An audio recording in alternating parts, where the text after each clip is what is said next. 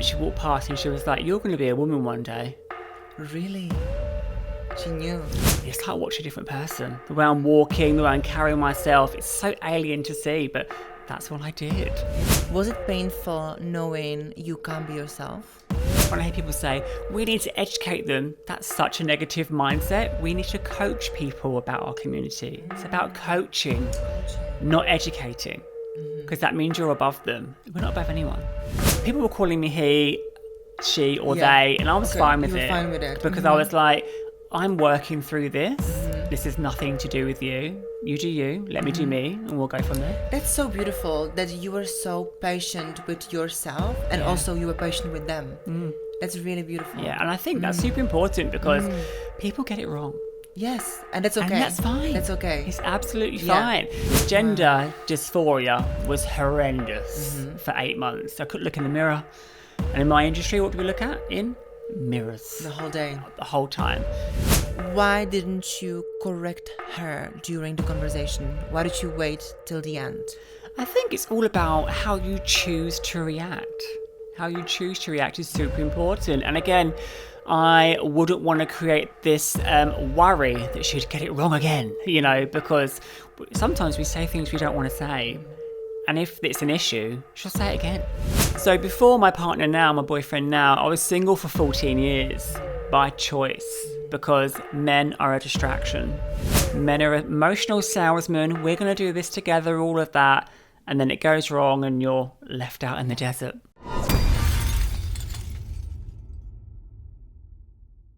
Hello everyone and welcome back to Trans Crush, the podcast where we talk about stories, love and relationships with trans women. I'm so glad that you are listening, you are watching, you are streaming, especially now in the beginning. It means so much that you are supporting us. And our today's guest is Alex, who is a trans woman from the UK. Hi Alex, welcome to Trans Crush. Thank you so much for having me. Thank you so much for being here and for your time. All good. I'm so excited to get to know you and to find out everything from your childhood, from your stories, from your work, and a little bit of your dating life as well. So let's get into it. Let's do it. Let's do it.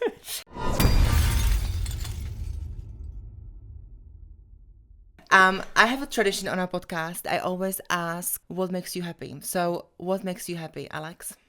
So for me, what makes me happy is noticing these little moments of love. And I know it sounds really corny, but it's something I've noticed since being on HRT. And it's things like waking up in the night and my boyfriend pulls me into him and we go back to sleep. Or I see my animals asleep in front of the fire, living their best life. Or it's a couple holding hands, sitting on a bench, taking in the scenery around them.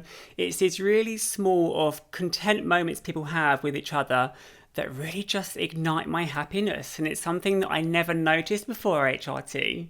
And since being on HRT, I'm really noticing these moments of just love, which I would never even think twice about before. Aww. Yeah. So definitely more emotional in a good way. You kind of see the beautiful things through the emotions. I think just cherishing more. It sounds so corny, but I've said this before, like I've been on HIT now for 2.5 years. And in that 2.5 years, I've just feel like I've been full of love and I'm getting warmer as a person each month, year that goes on that I take HIT. I'm on HIT.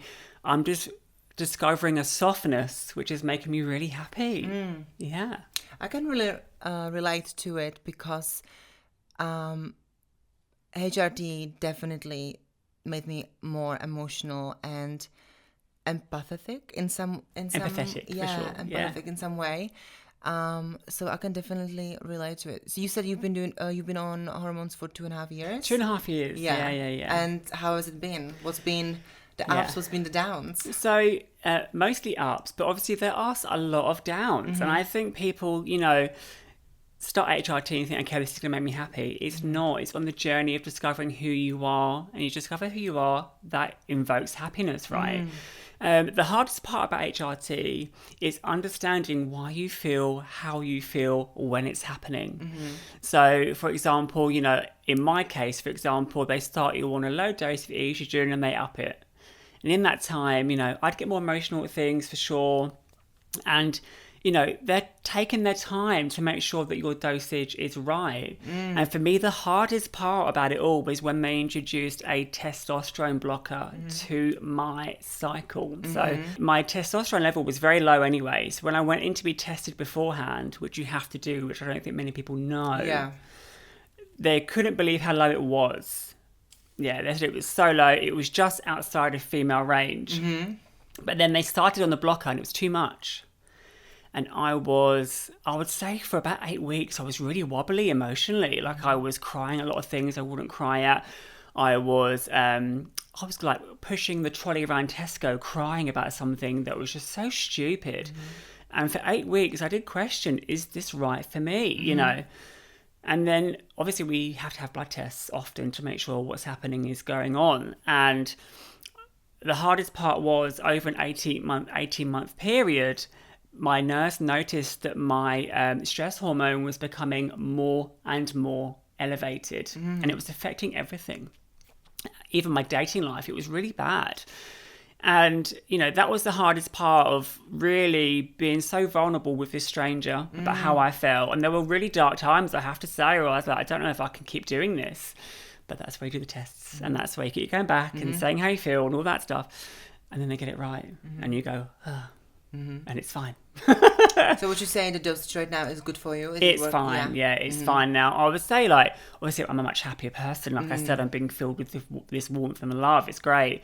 But my reactions to things, it's not so extreme.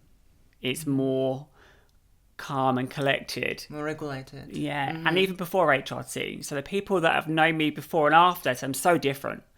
I'm so easy to work with. I'm really good to be around. I'm not so angry as well, which is really interesting. But that's the ups and downs of HRT. I would love to get there. It does come. Don't get me wrong. I do get angry sometimes, like a lot. So, yeah. Okay.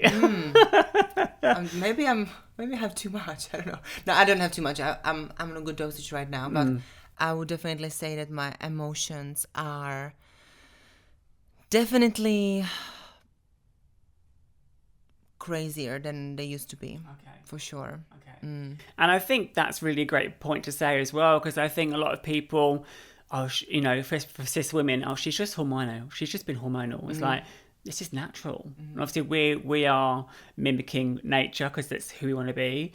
And it's so interesting because we've been able to see both sides of the fence and say this is measurable differences, for sure. So tell me a little bit about your childhood.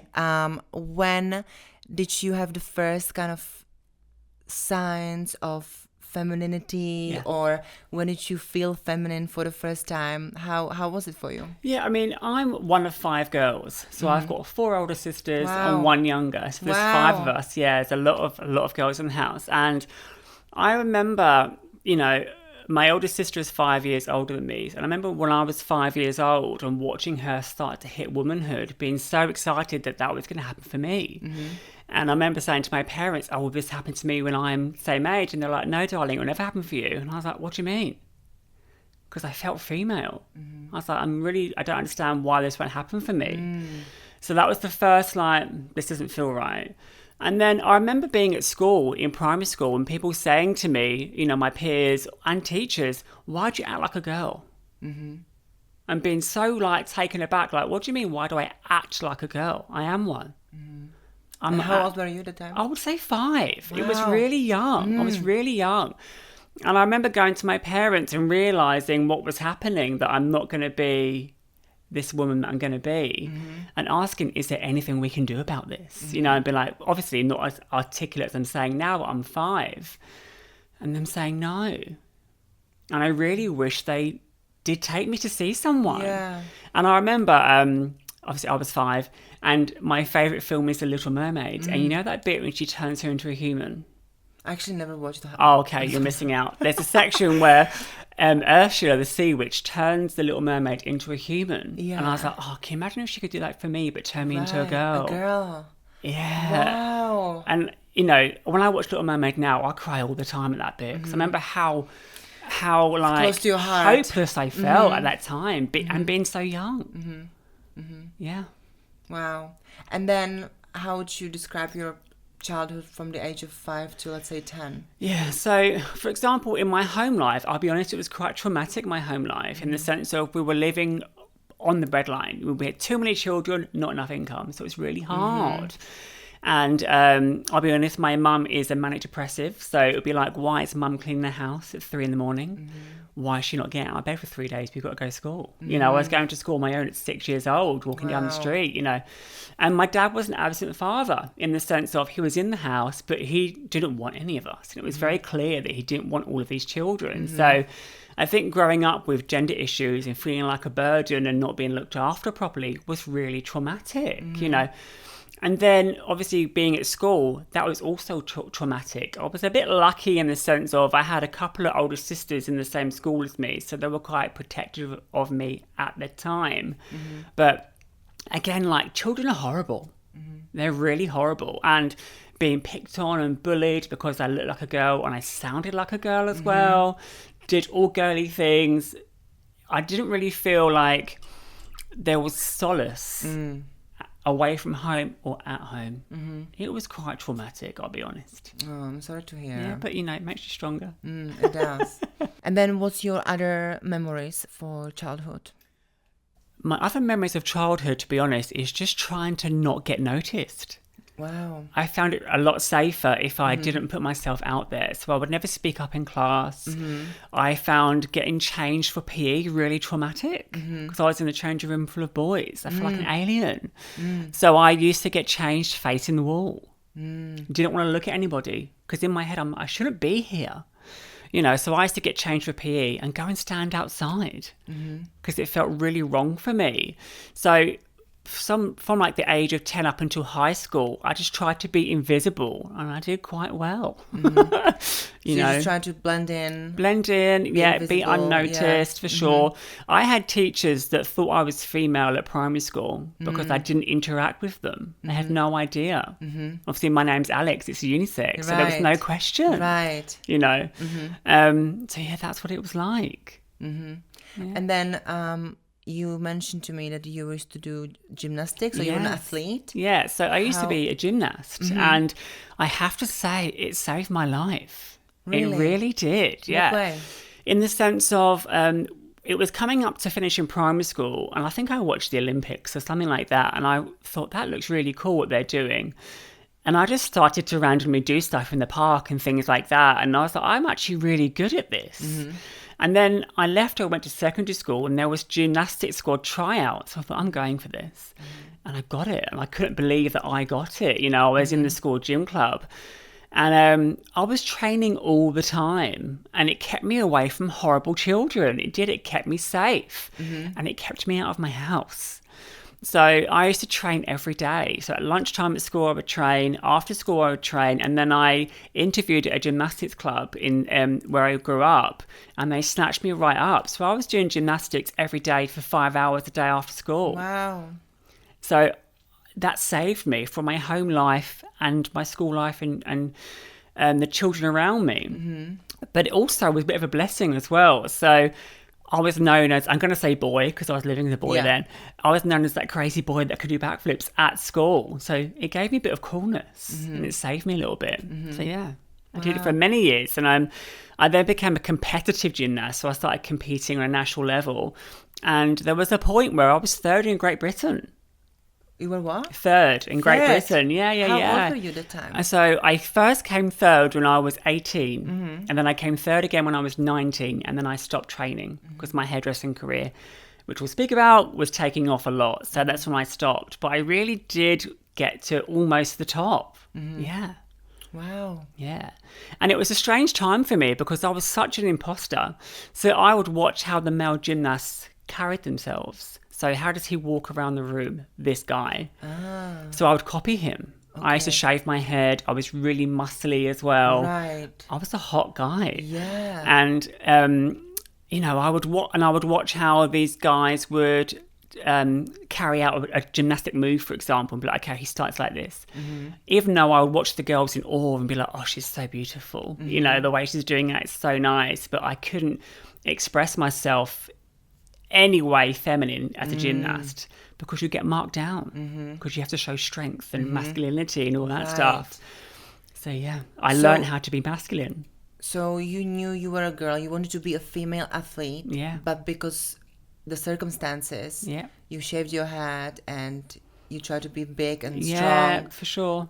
To be, I guess, successful as well, yeah, right? Successful. And blend in. It's interesting because, you know, when you have your one part of identity, you said earlier, in your life, and you said you just wanted to be invisible.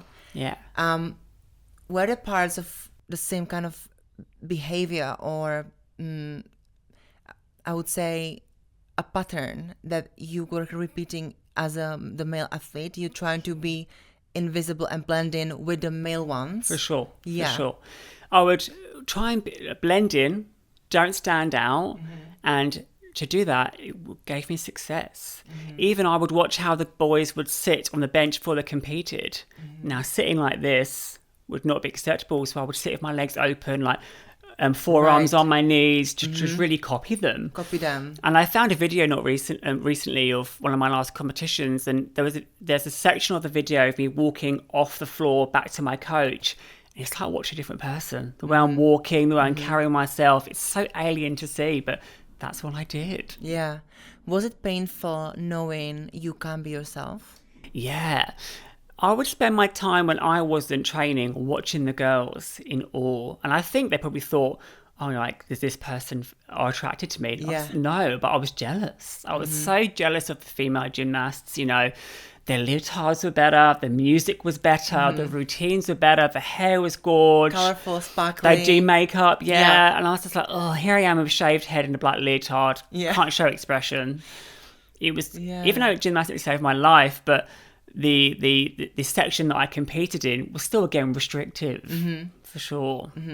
And we're talking about what age was that? So I started competing properly from the age of like 11 till 19. Okay, so your whole teenage years, basically. Yeah. And then what happened when you were 19?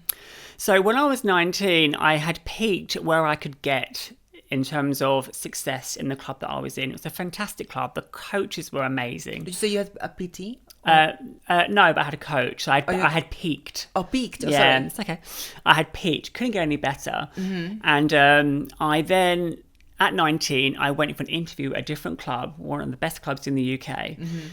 And I went and they said, you know, we've been watching you for a long time and we really hoped that you would move over to us. And then when I got their training schedule and how much it could be, it became very clear to me that to be a professional gymnast, it's mummy and daddy's money. Right. It's an expensive hobby. My parents had none. You know, I was paying for all of this myself. They weren't paying for anything, you know. How did you make the money back then? So I have to be honest, like the hairdressing wage when you start is really bad. And I moved out at 16 and I was training to be a hairdresser, earning no money. So budgeting was so important. I was living off of my salary, but at a very restricted rate. There were no luxuries. You know, my gymnastic fees took a lot of money. So at the age of 19, when I realised that I couldn't go any further without someone funding my life, because they were training every day for 7 hours a day after from 3:30 p.m. And I was like, I have a job. And then all weekends. And then they said, and you'll be training with the boys.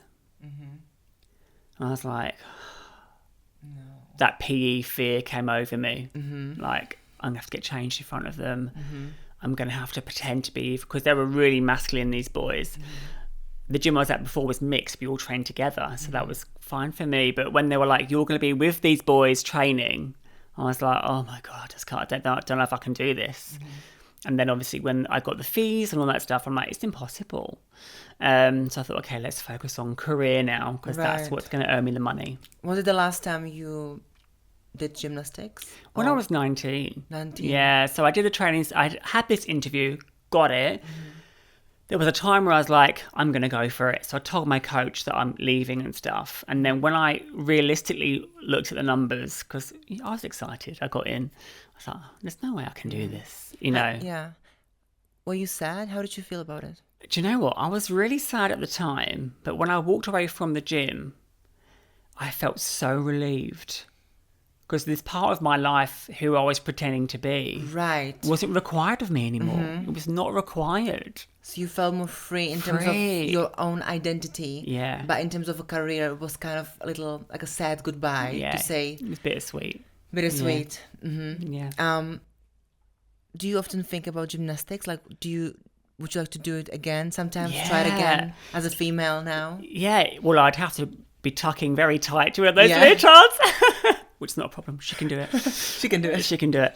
Like I was thinking the other day about this. I was like, I would love to get my old leotards, but obviously female leotard from my gym, because it's still going now. They're still doing it. And just try it on and just sort of heal that part of me. Heal that part. I think it'd be incredibly healing for you, knowing that you do something that you used to enjoy for 8 years. And now you can enjoy it, but without hiding. Yeah, for sure. Without pretending to be someone else. I think it would be very healing and very liberating. And I think it would make you very happy. I agree. Take some pictures as well, you know? Send it to my old coaches, like, this is what it should have been. Yeah. Yeah. But yeah, like I was thinking that the other day, because I do my coach's hair still now. Like I've been doing her hair since I started hairdressing. So I was at her house not recently and I thought, should I ask her for a leotard? I think next time I see her, I'll be like, you don't have a leotard around, do you? You know, because I gave my old male ones away and I don't need these, you know. But yeah. Did anyone know that you were trans? Because, you know, you said you had to mask it very much. Like, you showed your head and like even your moves and your walk and everything. Do you think anyone knew? So there was a girl I used to work with, and we're in touch now here and there. And I remember being in the salon and wearing mascara for the first time. And she walked past and she was like, "You're going to be a woman one day." Really? She knew. And I was like, and obviously I was frightened about that because I knew what was to come, years to come, as you know. And I just went, "No, I'm not. Don't be so silly. I'm just trying out mascara." And she was like, "You are going to be a woman one day." And she's going to watch this because we're still friends on social. So I won't say her name, but she'll know who she is. And I think that's when I was like, "Oh God, this feeling is coming. Oh my God, you know." And you didn't want to... I was probably frightened to go all the way there. You know, I was working in a salon that was in suburbia. It was Mrs. Smith once a week for a blow dry. You know, it was a great environment for me to be in, but one that I think took time for me to get confidence to start exploring that side of myself. You said you started hairdressing. Did you start hairdressing, do you think, because you wanted to be closer to the femininity? That's such a great question. Do you think it was like, I always wanted to be a hairdresser, I loved hair? Yeah. Or do you think it was in some way, again, healing because you were masculine for so long? You were doing something that it didn't really align with your identity. Yeah. And then now you were like, you know what? It's time to leave it all behind and I want to do something more feminine, something that will make my soul happier. Yeah. I think that's really true what you've just said. So I started hairdressing when I was 16, as in working, for example. But I remember being in primary school and plaiting the girls' hair in the playground. I used to have a queue of girls at lunchtime when I was in primary school plaiting their hair because I was so jealous I had long hair. And for me, it was like I'm being part of this feminine item, which is long hair, right? And then... when I left school to do hair, I'm like, this is the only thing I'm interested in. That's it. So from that point, I was like, okay, I'm going to start to do hair. And obviously, I'm working around women, cis women all the time. So for me, maybe it was almost the opposite of me copying boys. Okay, this is how you can look more feminine and watch how this woman sits, watch how she moves. And I think from there, I was picking up bits and pieces. Yeah. Becoming a spy. Feminine spy. Yeah, that's right. You've been doing hairdressing ever since? In the same industry? Yeah. Do you do like coloring, cutting? Do you do everything? Yeah. What's your What's my vibe? What's your vibe and what's your expertise, I would say? Yeah. So at my heart, I'm a hairdresser for sure. I was behind that chair doing hair every day for 15 years. Wow. And then in 2015, I'd achieved what I wanted to achieve behind that chair. Don't want my own salon, you know. I was like, what can I do next? And I realised that I was really passionate about teaching the other members of staff, you know, watching the young ones come up. And I was like, hey, where can I take this? And then in 2015, I applied for a job at a product manufacturer of being the academy educator.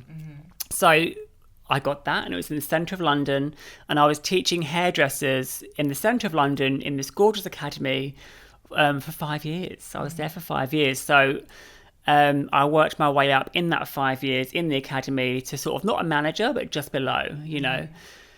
And then in 2020, just before the pandemic hit, I was recruited for a role, same company, but it was training the staff in Europe, Middle East and South Africa. Wow. Yeah. So they'd seen me work really hard. Obviously, the interview was open to anyone. I went for it, I got it. And my main role is to train the educators in that region to train hairdressers. So I train the trainer. So hairdresser at heart.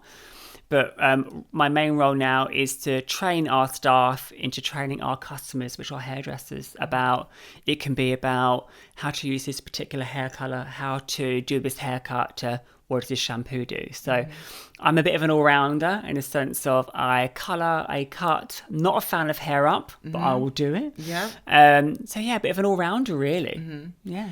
When you started hairdressing, were you fully out or presenting as a woman? No. No? So I started hairdressing when I was 16, like I said, and it took a bit of time to me to sort of, you know, start changing the way I dressed maybe to more of a non-binary spectrum, a bit of a mixture of everything. How long did that last?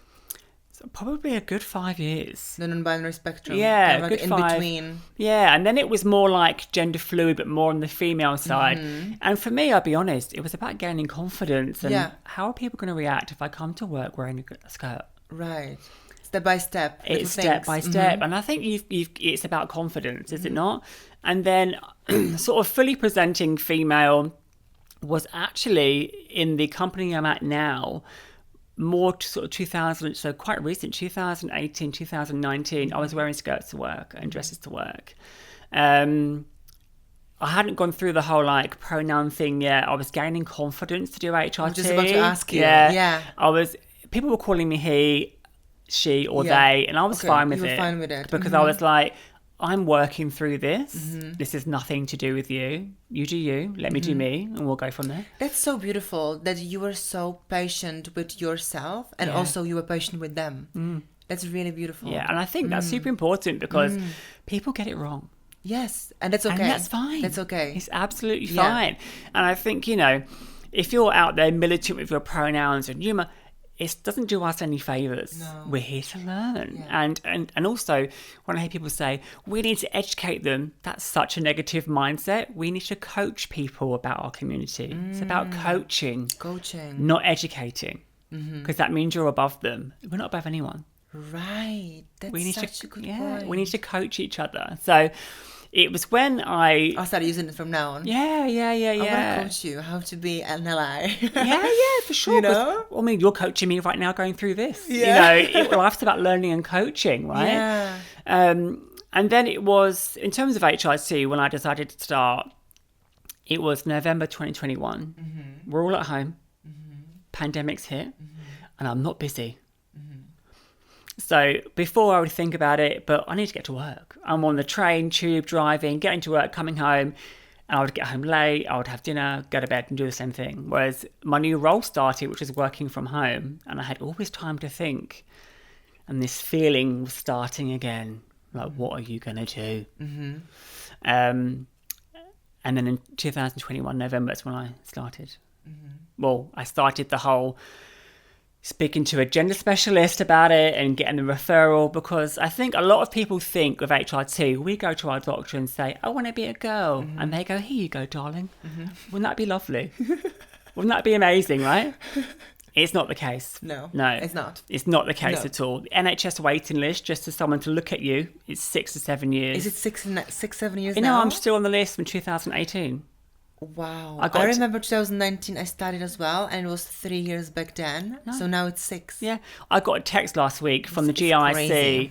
From the GIC, I thought, oh my god, here it is, and it was. We're just texting you to confirm you still want to be on the waiting list. From 2018. This is crazy. I know. So Did you go privately? Yes. So being Yeah. trans is not a choice. It's a life-saving tactic for sure.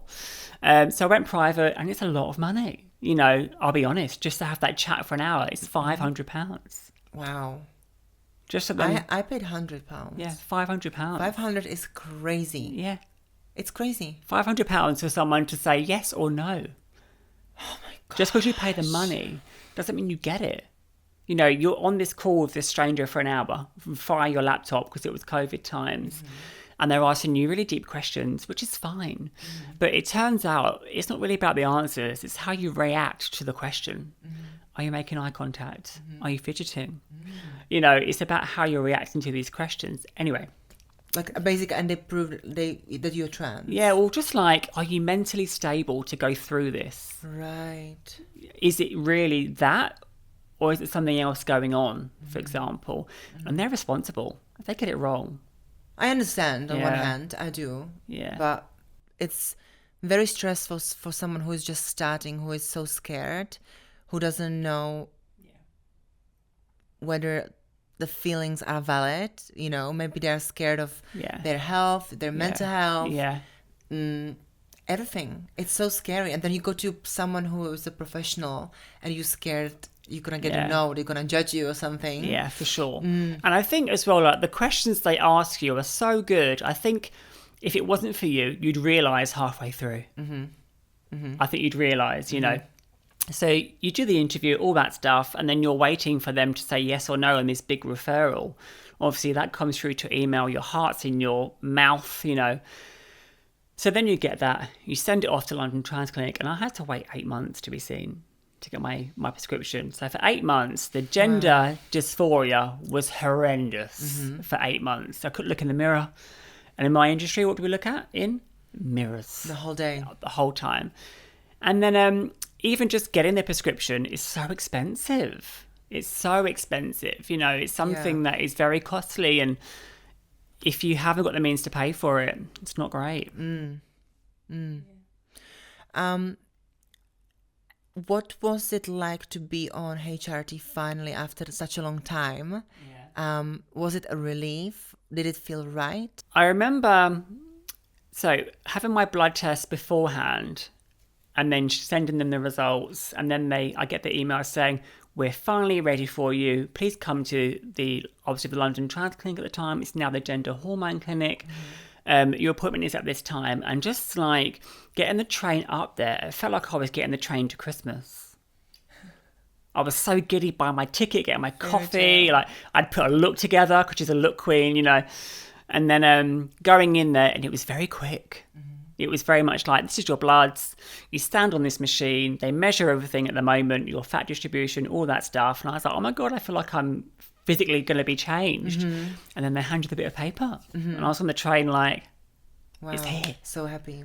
And then like going to the pharmacy and just handing it over and then saying, yeah, it'll be here tomorrow. Yeah, like, I'm here to pick up my hormones. Yeah, she's going to be a woman, honey. And it was quite sweet. So I handed it to the key pharmacist behind the pharmacy. And he looked at it and looked up at me and he was like, it'll be here tomorrow. And he could like feel the vibe from me that was coming, you know. Excitement. Yeah, it was so exciting. And I remember taking the first one and being quite emotional. Especially after such a long wait. Yeah, and as you know as well, you start off quite slow and you think, oh, change is happening, I can't really feel anything. Then all of a sudden, you're like, what is this? Yeah. Oh my God, it's happening. Yeah. You know, it is amazing. Yeah. What would you say is the best thing about being a woman? I think being in touch with more than I ever was. So like, for example, I've got so much more empathy, patience. I'm a problem solver. I'm great to work with. Amazing. I look at the bigger picture behind stuff. I'm not so knee-jerky reactions. My reactions are very controlled now. I feel very calm. So yeah, I feel, and also as well, like, I think feminine energy is magnetic. So for my job, sometimes I'm in a room full of a lot of men, for example, and I can just feel them really listening to me. Wow. Yeah, I can really feel that they're really listening to me because there's a certain like way of expressing yourself, an articulate way that comes with being a woman. It's infectious. That's what I think. Did you say you worked predominantly in a male environment? I think work? it can be. Yeah. So in the education team I'm in, it's pretty broad, but we also work with other sectors in the company, like a sales force. And predominantly Salesforce is men driven. And when we do education sessions, it's blended, but then sometimes it'll be just a sales team.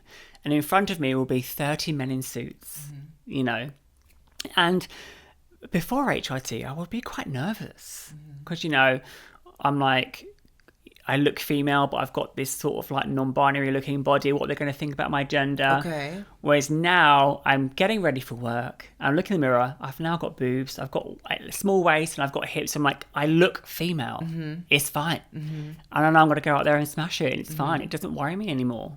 So do you ever get nervous? No. Before publicly speaking, before work? So I don't know if you know the motivational speaker, and she'll hate this phrase, but Mel Robbins, have you heard of her? Yes. Yeah. So 5, 4, 3, 2, 1. Have you read that book? The 5-second rule? Is it the 5 things you can see, 4 things you can hear? No. What she does is it's about counting down from 5 to 1 and going. Right. So not thinking. I do love her. I've listened to some honestly, of her podcasts. she's literally like life-changing in what she does. She's really good, she is. But when I'm going on stage and it's happening and I'm feeling the nerves, I imagine that those nerves become fuel. That's my petrol. And I go 5, 4, 3, 2, 1, and I'm out. Let's go. Yeah. Hype yourself a little bit. Yeah, for sure. So, whereas I don't worry anymore, being on HRT is just like taking that away. Beautiful. Yeah. I also have a question on how did maybe male clients, how did they treat you when you were in that in-between phase before you were like presenting as a woman? Were there any challenges? Were there any hate, weird looks, Dramas. transphobia? Yeah. How was it? What was it like? Yeah. So when I was in the salon and I was going through that sort of in-between phase, I'm starting to get more femme. My female clients would notice and be like, "You're looking gorge. Whatever way you're going, you're looking gorge." It was celebrate. You. Yeah, fine. But for example, I would then, obviously it's the centre of London, is business. And they would say, "Alex, you've got a gent booked in." And obviously he would see me walking through the salon and probably think, I'll be honest, what the hell is that? I'll be honest. Yeah. And I could just feel this vibe from him that he was uneasy about it. Okay. And in my head, I'm thinking, I'm about to give you the best haircut you've ever had. That's what I'm going to do. I'm going to change your mind. And I've got a character where I can talk to anyone. I can pull information out of anywhere. I can speak to anyone. And it got to the point where I'd been at this salon now for 10 years and 50% of my clientele were men. Because I was good at cutting their hair and I was a laugh. And then they will start to ask questions about gender, trans women, and all that stuff. It's because I became, this sounds really cringe, a safe space for them to ask questions. Right. I think a lot of people, and let's be honest, most men love a trans girl. And I think I became this space of them being like, okay, I'm going to ask this question. You know, or for example, they might say, what are you doing this weekend? I'm like, oh, I'm going to a trans night tonight. Okay. And they'll be like, oh, what's that? And I could see they're interested. It's intrigued. Yeah. And then, you know, for me, by the time I left, these gents that I had were almost friends. You know, when I said I was leaving, the devastation in their eyes was like, you can't do this to me, you know. So they went from, what the hell is that about to cut my hair? It's going to be a disaster, to, she's amazing and it's the best haircut I've ever had. My favorite hairdresser, don't leave me. Yeah, where do I go now? Yeah. You know. So I've never really experienced like gender phobia or transphobia from clients verbally, but I could feel a bit of hesitation and uncertainty from them, for example. But it's never been, I've been quite lucky. It's never been anything horrible. Good. Yeah. And how is the work environment right now? It's amazing. Everyone is respectful? Yeah, absolutely. So I suggested that we all put our pronouns on our email signatures now, so the whole company puts their pronouns on the email signature. You know, I'm part of the diversity and inclusion LGBTQIA plus team as well. Amazing. So I interview a lot of guest speakers we have every quarter. So for me as well, it's really important that, you know, we use gender inclusive language into our materials. So we sometimes are launching a product and it might say something like, this is great for your client. He or she may, I might stop, he or she or they/them may like to use this on their hair in summer. So for me, I'm like trying to upgrade the corporate language where I work, and it's working. It's great. I'm starting to hear colleagues put they/them into their conversation when talking about gender. Yeah. And it's really heartwarming to hear that. In terms of support, they're so supportive. It's been incredible. So I remember when I decided that I'm going to start doing HRT and stuff, of course I've got to tell my boss. Of course, because he might experience Alex he's never met before. So I remember having a team call with him on the Friday, but I need to tell you something. Monday I've got an appointment with a gender specialist. And he was like, right, you know, it's a cis white man, never experienced it before. So for him, it's been a massive learning to watch me over the last 2.5 years go through all of this. And also he's been able to learn the process as well, you know. So he's very supportive. And recently I've changed my name, I've changed my title. So submitting all of that to HR where I work, they're like, congratulations, this is incredible. Your profile is now changed. You know, it's been great. Yeah, it's been so good. Yeah. I've got one or two questions about the pronouns. Why do you think putting pronouns at the end of email is important?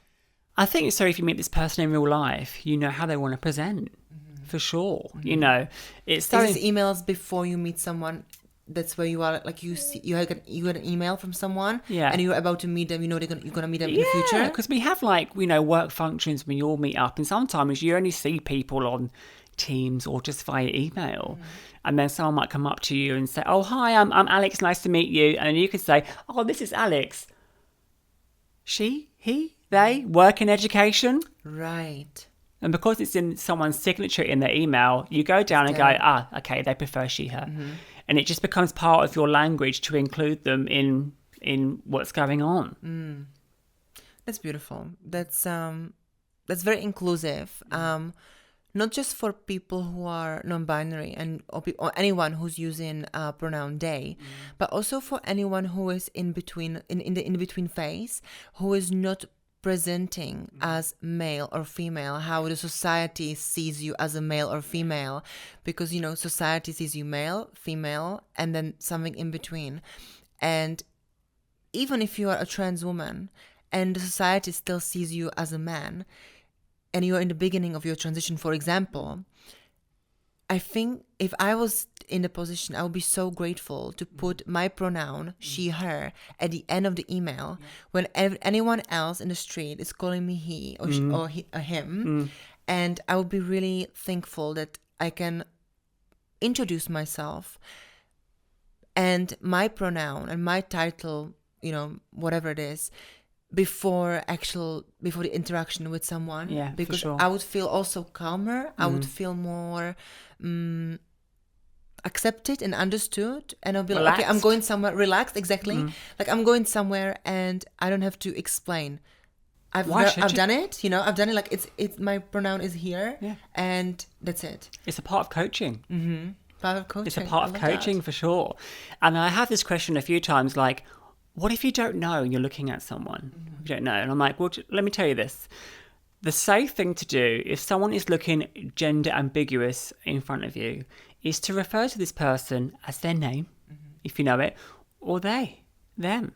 It's the less offensive out of the two, right? 100%. It's less offensive. So when I'm, for example, I'm dealing with a student or a model and I'm like, okay, they are looking so androgyny, which I love. What do? This person is a they, them. Until they say, or I say, my name is Alex, love to meet you, she, her, what's your name? So I lead. Right, you lead. I really lead good. with the pronoun. Then they'll go, okay, my name is Drew, and they, them. I'm like, perfect. I thought you were, honey, you know. You're right. But if you take the lead, then it should start to break that ice on pronouns for and sure. people open up and say if you're not sure. But I always say it as well. If I'm not sure, or if I'm talking about someone who, for example, they are trans women now, and they're trans women now, and then they used to present as male. If I'm talking about their story or before and now, I usually say they, because I feel like it's more inclusive, and I don't have to always be like, oh, when do I say he, after what year, what before, It's stuff safer like that. and softer. Yeah, and also sure. it's the Fergie song, Big Girls Don't Cry, when she says, I miss you like a child misses their blanket. Yeah. Like she says their blanket as well. She doesn't say his or her blanket. Yeah, it's so true. And I'm just like, if there's so many songs and we all use it. So what is such a big deal with it? Not hard. It's not hard. It's just to be a decent human being, be inclusive and respectful, and just don't hurt anyone. Period. For sure. And I think as well, like, there's a flip side to that. I know people that say, but I've got it wrong and it's been received so badly. So what do you mean? If someone does misgender you, how you react is so important. Yeah. It's so important, because if you react in a bad way, this person will never want to interact with a gender diverse person ever again. Yeah, because they'll be so scared. They'll be so scared. So, for example, it doesn't really happen now, but if someone does misgender me, I can see they've realised they've done it, and they're like, oh, and I just go, it's okay. It's okay. We all make mistakes. We're here to learn. It's all good. And they're just a relief from them. If you're militant about it and start shouting from the rooftops and going for this person, it's not good. They're not going to include you in anything because you're a problem. You're a drama. Whereas people just get it wrong. Yeah. How did you deal with that time when you were already presenting yourself as a female and you used she, her pronoun? Were there times when people didn't get it, or did you correct them? How did you deal with it? I didn't correct them. I didn't correct them because I didn't want any awkwardness and frictionness, and someone's going to watch this and go, oh, but you should have. It's like, but that's the problem. I might afterwards take them to the side and be like, hey, I just want to say, I now use she, her. Did you use it at the end of the interaction? Yeah, I would just take them away from whatever we were doing. Like my nail lady, for example, I love her. She'd been doing my nails a long time. And then when I was like, okay, I'm doing this now, she did misgender me. And she didn't pick up on it. But when I got home, we text and I was like, hey, I just want to let you know that now I use she, her pronouns. And she's never done it again since. And her response was, darling, thank you so much for letting me know. I wasn't sure because I've known you as this person. I've used this as that person. But I won't, going forward, it's absolutely fine. Why didn't you correct her during the conversation? Why did you wait till the end? I think it's all about how you choose to react. How you choose to react is super important. And again, I wouldn't want to create this worry that she'd get it wrong again, because sometimes we say things we don't want to say. And if it's an issue, she'll say it again, And I think it's dealing with it at that time. She's doing my nails. She's concentrating. And if I'm about to go, I use she, her now, she might be like, oh my God, I've really offended her. Right. And she might do a shit job of my nails. Right. Because she's panicking and wants to get me out because she can't cope with the situation. So for me, like, now I would probably correct people. Now it's been 2.5 years. We all know what the story is. Yeah. Come on now. Yeah. But I think when it's super innocent, you just got to give some leeway. You really do. And the difference is if someone is doing it with malicious intent. 100%. That's when you drop your bag, you stop, and you coach them. This is not great what you're saying. What you're saying is not right. And I had this incident at Eurostar.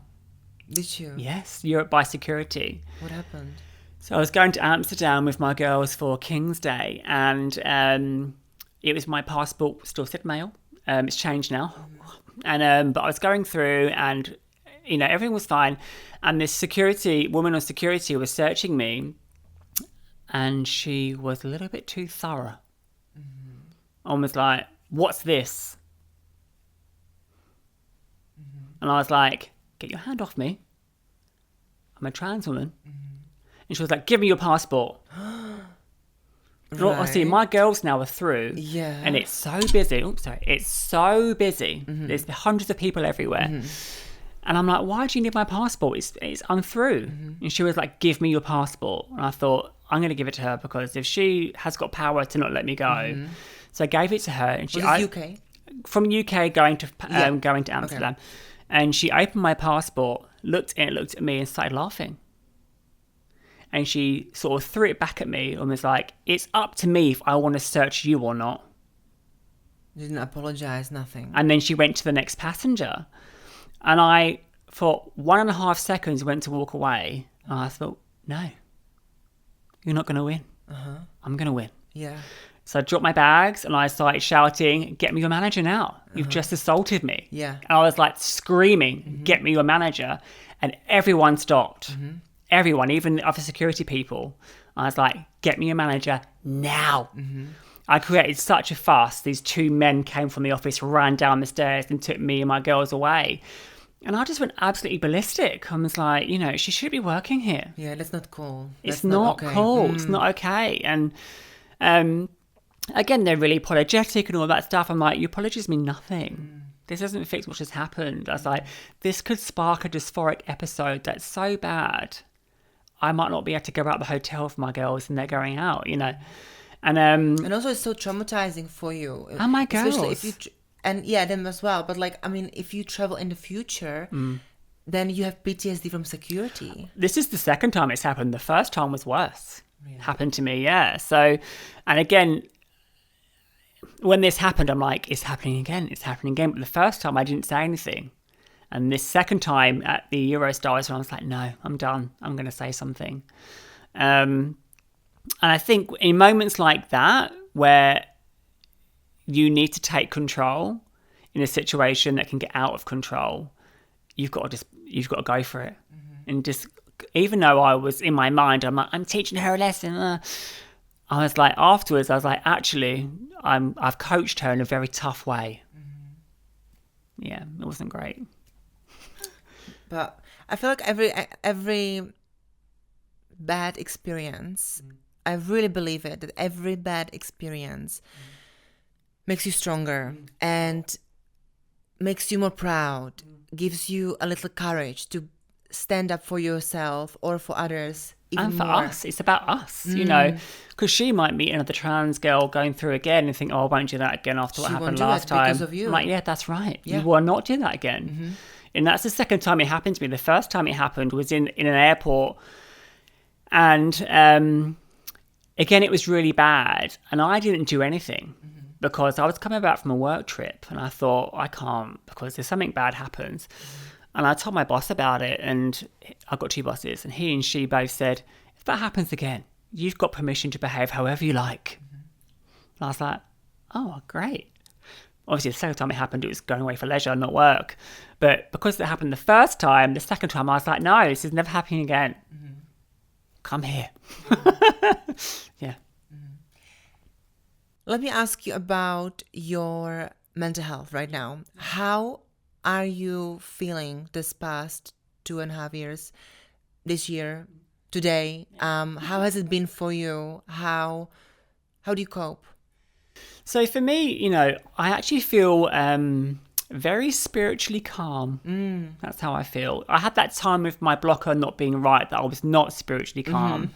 But my mental health is not, no one's is fine, but it's calm. The odd ripple here and there, but I can handle it. I can absolutely handle what's happening. Obviously there are days, where you feel a bit sad and you think, why is this happening? It's quite great to blame it on hormones. Oh, it's just hormones. It's nothing serious. It's just hormones. But yeah, I would say what I will say is that when I am feeling not great, I'm okay to talk about it. Whereas before HRT, if I weren't feeling great, I'm fine. Do you think time made you stronger? For sure. Yeah, time does make you stronger as well. And I think, when people say how are you so strong and all that stuff, I think you come to a point in your life where you realize that no one's coming to save you. No one's coming to help you. No one's coming to do this for you. No one's coming to take you out of your shitty situation you're in. No one's coming to help you. You are the writer, creator, director of your story. Life happens for you, not to you. Honey. You're in total control. Honey, I'm so glad you said that, because that's exactly my philosophy. I really believe that you are the director of your movie. And no one's gonna save you. Because we always think, oh, someone's gonna help me on the way. 5-7 years have passed. No one's coming. No one's coming. Yeah. But you are. Yeah. It's important that you show up for yourself. You. Yeah. It's you show up for you. And take responsibility. Yes. Ownership. Take it all and run with it. Yeah. I think regardless if you're trans or not, that's the same rule for everyone. For sure. It can be your project, it can be your identity, it can be your work, it can be your dreams, it can be traveling. No one's going to do it for you. And don't wait for someone as well. Don't wait. Exactly. I was just going to say that. Don't wait for someone to invite you, because you might be waiting until you're 50 and then you'll never leave the country. If you if you want to travel, for example.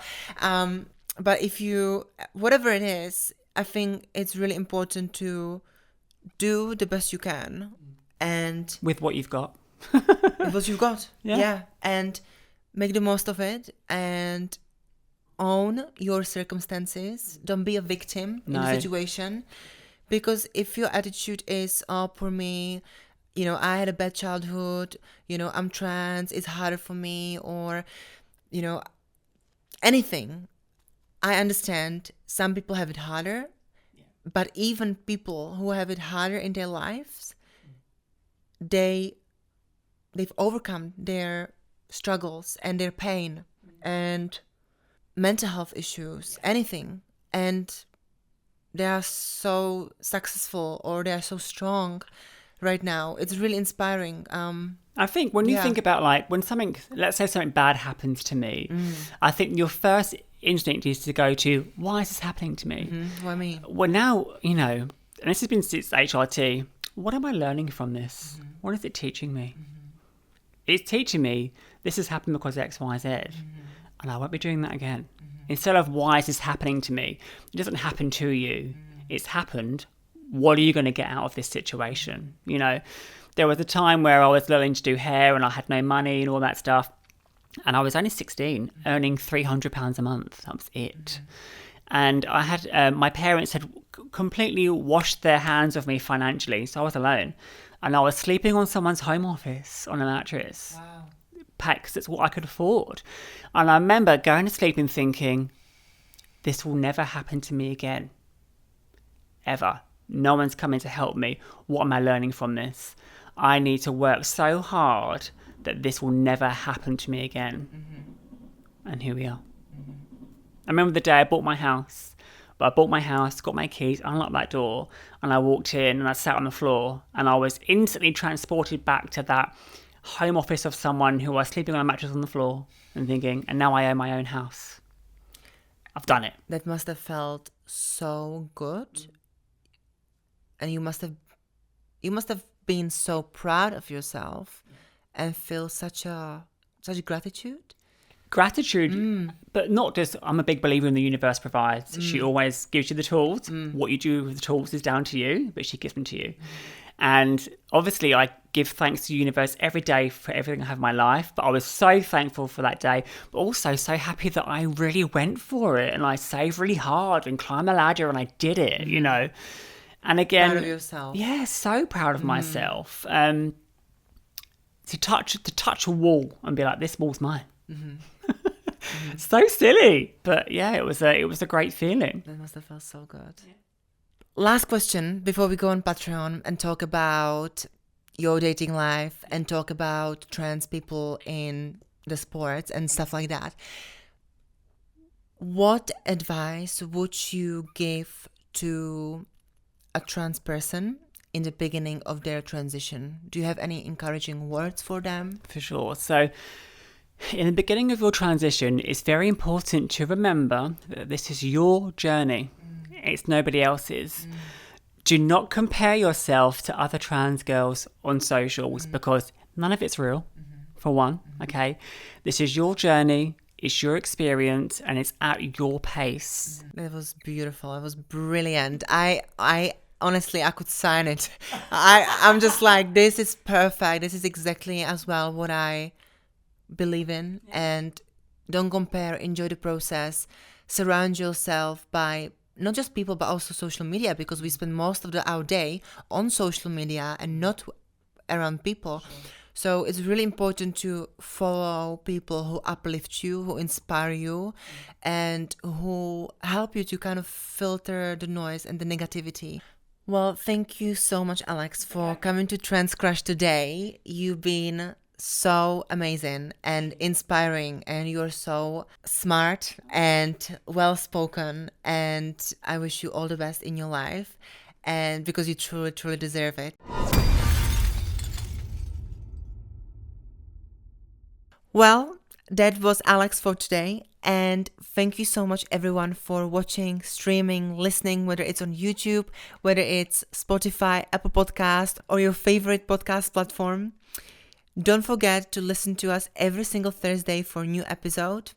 And remember, so much realness, it will make you blush. Every Thursday on Trans Crash. See you next Thursday. Trans people in sport.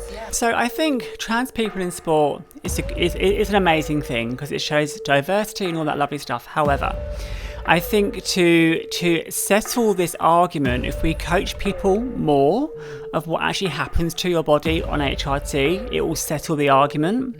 I think there should be parameters in which trans people should meet to compete. So, for example, do you think the influence of America can influence UK politics? It's double standards. Like if you don't want trans women in female sports, then how would you put trans men back into female sports? Exactly. You know, I just don't understand how this is a number one priority in the first month of a president of the United States. I think we all know why.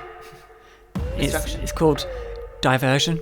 Distraction. Look at the scary people, which a lot of the time we're living under the radar anyway. People don't know, you know. And I think, again, it's divide and conquer. That's how people start to win over people, divide them into small groups and conquer each one.